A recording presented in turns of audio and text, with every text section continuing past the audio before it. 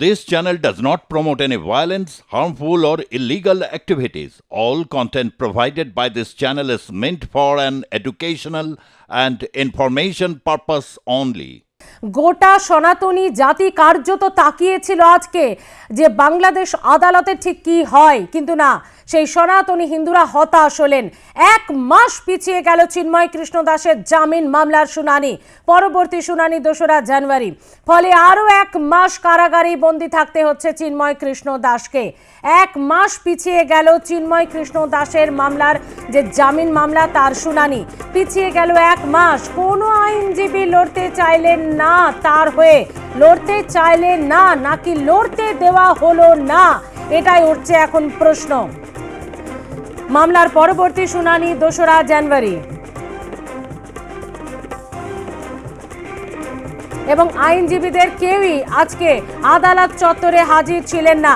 যে আইনজীবী চিন্ময় কৃষ্ণের হয়ে, সন্ন্যাসী চিন্ময় কৃষ্ণের হয়ে লড়ছেন মৌলবাদীদের আক্রমণে, তিনি এই মুহূর্তে আশঙ্কাজনক অবস্থায় হাসপাতালে ভর্তি।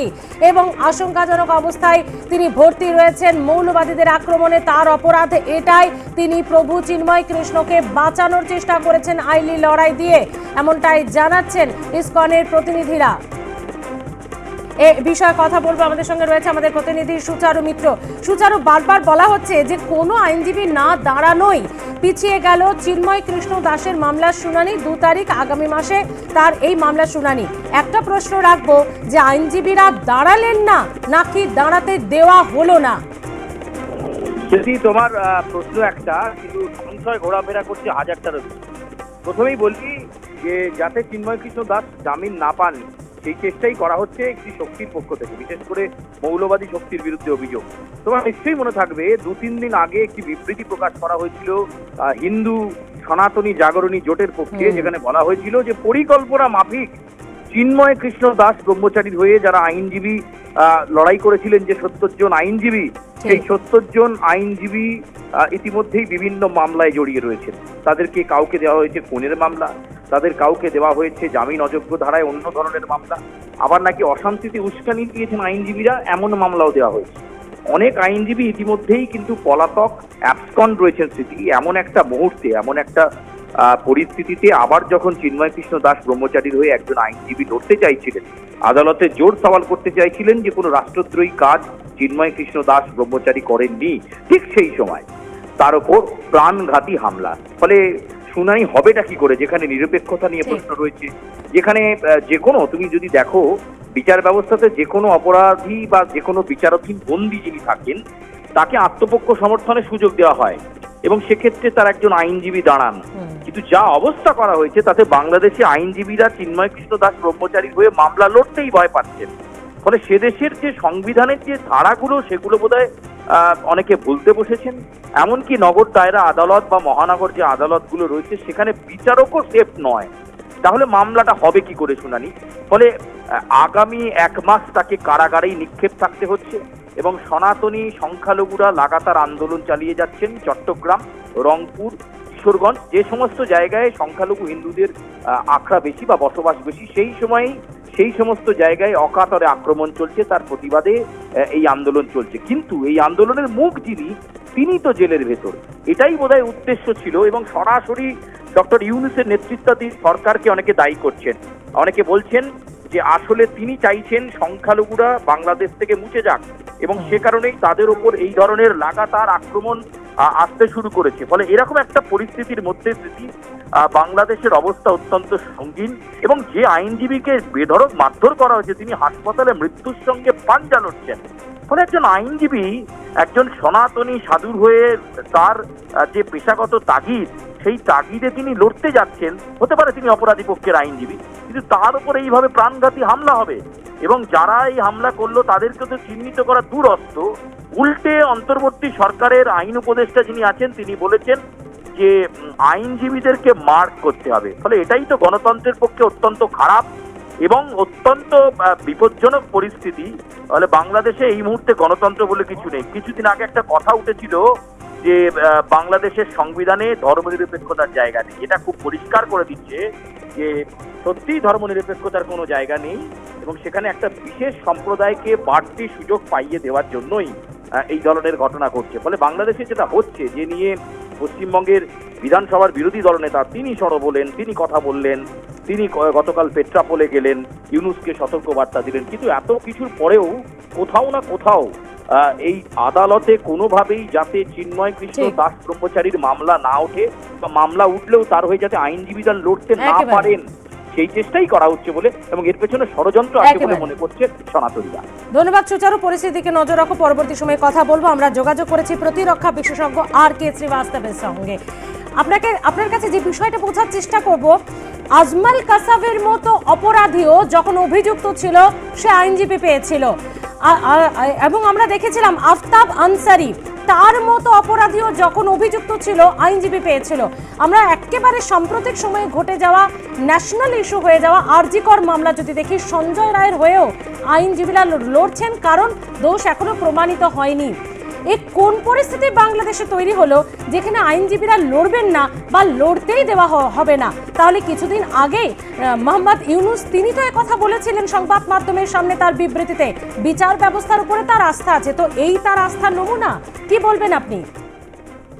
নমস্কার, খুব ভালো প্রশ্নটা করেছেন আপনি। দেখুন, বাংলাদেশে একটা যে ডেমোক্রেসি ছিল ওটা ওরা এখন ছেড়ে ওখানে একটা ইসলামিক রিপাবলিক স্টেট এর পথে চলেছে।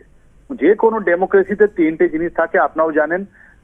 লেজিসলেটিভ আছে, তারপরে আপনার এক্সিকিউটিভ অ্যান্ড জুডিশিয়ারি আছে, তার সঙ্গে চতুর্থ স্তম্ভ আমাদের মিডিয়া, যেটা বলা হয় কি fourth pillars of the democracy.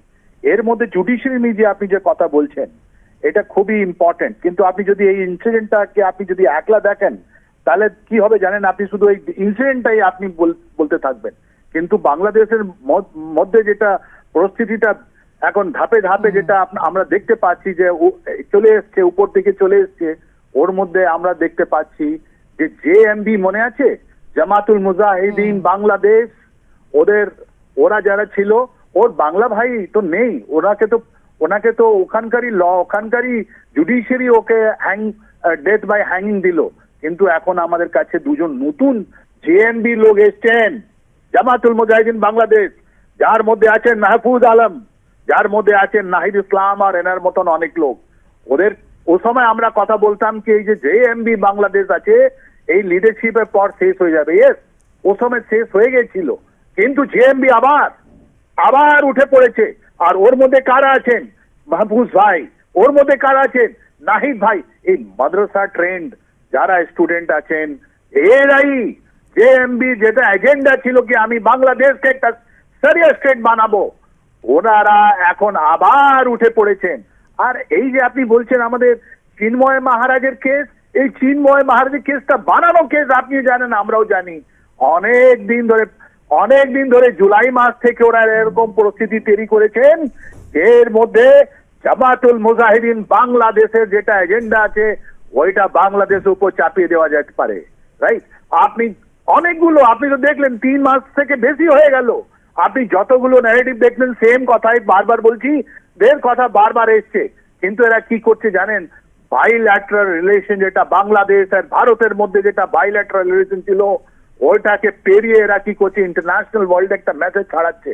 এরা সিরিয়া হতে চলেছে, বাংলাদেশ হতে চলেছে আপনার ফেল্ড স্টেট অফ লেবানন, এরা হতে চলেছে ইরান, এরা হতে চলেছে আপনি জানেন গাজার মতো লোক। এদের যদি ইসলামের প্রতি এই আমাদের মাহফুজ ভাই আর নাহিদ ভাইয়ের যদি এতই প্রেম থাকে ইসলামের, আর এই যে রাস্তায় যারা স্টুডেন্ট ছিল এখন তো ওরা তো আমরা দেখতে পাচ্ছি না, আমরা কি দেখতে পাচ্ছি? আমরা দেখতে পাচ্ছি যে যারা ইসলামিক ফান্ডামেন্টালিস্ট যারা আছেন, যারা মৌলবাদী লোক, ওরা রাস্তায় ভরে পড়েছেন। আরে বাবা, তোমার যদি এতই খতরা, এতই ভয় লাগছে, তুমি গিয়ে গাজায় লড়ো না, তুমি গিয়ে সিরিয়া এখন লড়ো, তুমি এখন গিয়ে ইয়েমেনে গিয়ে লড়ো। তোমাদের যদি থাকে, তোমাদের তো আর্মি অনেক ভালো আছে, ওরা তো অনেক জায়গায় ইউএন মিশনে ওদের অনেকগুলো এক্সপিরিয়েন্স আছে, তো যেতে দিন না এদেরকে। এরা যাবে না, এরা জানে এরা যে মৌলবাদী লোক আমাদের বাংলাদেশের 17 কোটি মানুষের উপর যে নিজে চেপে পড়েছে, ওরা জানে যে সিচুয়েশনটা খারাপ হলে, আস্তে আস্তে খারাপ হলে এরা লুট করার একটা, এই যে বাংলাদেশ আমাদের প্রসপারিটি রাস্তায় যেটা এগিয়ে যাচ্ছিল, যার জিডিপি পাকিস্তান থেকে বেশি ছিল, যাদের ক্লোদিং, যাদের প্রত্যেকটা জিনিসে ইম্প্রুভমেন্ট ছিল, যে education, health, electric, every field, Bangladesh south Asia এটা ফার্স্টেস্ট এমার্জিং ইকোনমি ছিল, ওইটা নষ্ট করার জন্য এই ভাইগুলো এসছে, যার মধ্যে মেহফুজ ভাই, নাহিদ ভাই, এরা এসছে। ওরা জানে যদি বাংলাদেশে একটা সিস্টেম এসে যায়, বাংলাদেশে যদি ডেমোক্রেসি আবার ফেরত রিটার্ন হয়, তাহলে কারো লুট করার সম্ভব নাই। তাই জন্য এরা ফলস ন্যারেটিভ তৈরি করে আমাদের 17 কোটি আমাদের বাংলাদেশের ভাই বোনকে এরা মিসগাইড করলো। আবার আপনি জানেন মার্কস কি বললো, কি religion is the opium of the masses. এরা আস্তে আস্তে ওপিয়াম খাওয়াচ্ছে, জানেন, এরা আস্তে আস্তে ওপিয়াম খাওয়াচ্ছে। এই ওপিয়াম খাইয়ে বাংলাদেশ মানুষকে বলছে না না না না না না না না, এটা একটা প্রবলেম আছে ওখানে। আর এই প্রবলেমটা ফলস নেগেটিভে তৈরি করা আছে। চিন্ময় মহারাজ যিনি আছেন, উনি তো কোনো লিডার নয়, উনি তো কোনো লিডার নয়, ওনার তো কিছু নেই, উনি তো ব্রহ্মচারী লোক, উনি একটা কাজ করছেন, ওনার ক্যারেক্টার অ্যাসাসিনেশন হচ্ছে, ওনাকে জেলে পড়া দেওয়া হচ্ছে। আমি তো বারবার বলেছি উনি তো কৃষ্ণ অনুযায়ী, যখন কৃষ্ণকে জেলে ডালা হয়, ভর্তি করা হয়, ওনার তাকতটা আরো বেড়ে যায়। আমাদের এই যে আছেন মিলি যেটা আমরা বলি, একটা আমাদের ইংরেজিতে কথা আছে, আমাদের চিন্ময় মহারাজের শক্তিটা আরো বেড়েছে, উনি একটা ইন্টারন্যাশনাল ফিগার আছেন। হয়তো স্কন ন্যাচারালি আমরা চাই না কি কোনো মৃত্যুটা ওখানে হোক, যে কোনো মৃত্যু, আরে প্রত্যেকটা আমাদের বাংলাদেশের ভাই বোনরা আমাদের প্রিয় আছে, আমরা কারো লাইফটা খাতরা করতে চাই না, কিন্তু আমরা ভারতের লোক কোনোদিন বাংলাদেশের উপরে কোনো কুদৃষ্টি ডালিনি।